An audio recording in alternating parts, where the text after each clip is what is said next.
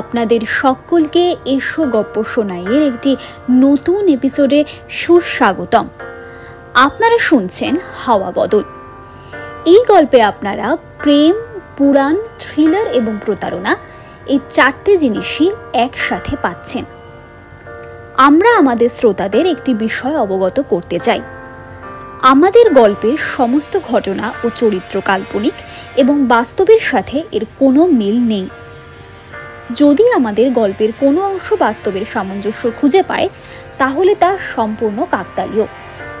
আজ আমাদের এই পর্বের কণ্ঠ অভিনয় রয়েছেন শ্রেয়সী শীল এবং তুনির সরকার।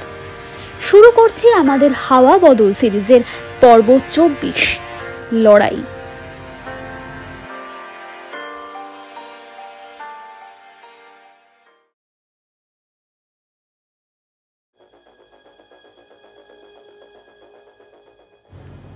দুর্গা অর্জুনের কাছে এসে অর্জুনকে বলল, পুলিশ বাবু, আপনি বাইরে দাঁড়িয়ে কেন? মায়ের পুজো হচ্ছে, আপনি ভেতরে আসুন। অর্জুন কোনো কথা বলল না, দুর্গার থেকে চোখ সরিয়ে নিল। দুর্গা বলল, আমি মায়ের পুজো করেছি, আমি প্রত্যেক দিনই মায়ের পুজো করি, আপনি বরং প্রসাদটা ধরুন। দুর্গার মুখে মা দুর্গার পুজো প্রায়ই করার কথা শুনে অর্জুনের মনে পড়ল সেই সিরিয়াল কিলার অপরাধী দুর্গার কথা। কিন্তু অর্জুনের নিজের অভিজ্ঞ চোখের ওপর ভরসা আছে। বলা যায় সেই ভরসা গোটা ডিপার্টমেন্টের আছে। আর অর্জুন এখনো অবধি সন্দেহজনক কিছু খুঁজে পায়নি। তবে তার বাড়িতে এসব ঠাকুর দেবতার পুজো চলবে না। অর্জুন দুর্গাকে বলল, আপনি যে এখানে এসব ঠাকুর দেবতার পুজো করছেন, কার পারমিশন নিয়েছেন? দুর্গা করুণ চোখে অর্জুনের দিকে তাকালো, বলল,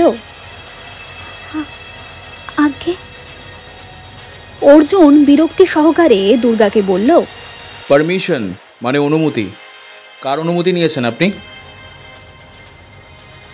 দুর্গা বলল, মায়ের পুজো করার জন্য অনুমতির কি আছে পুলিশ বাবু?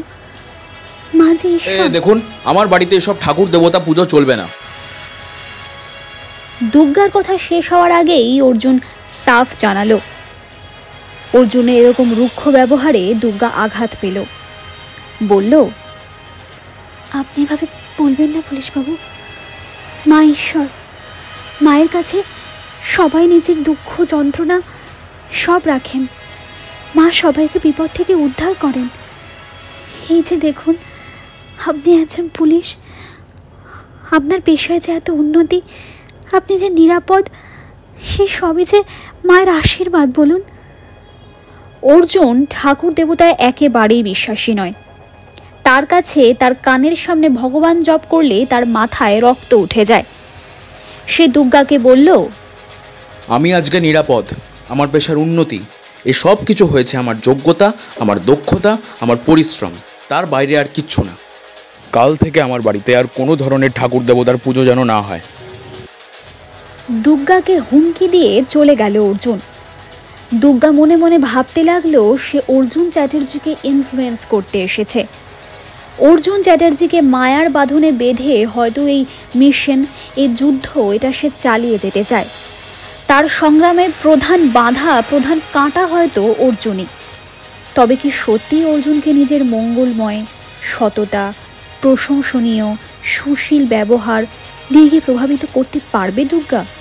তবে কি এটাই দুর্গার একমাত্র উদ্দেশ্য অর্জুনের সাথে থাকার?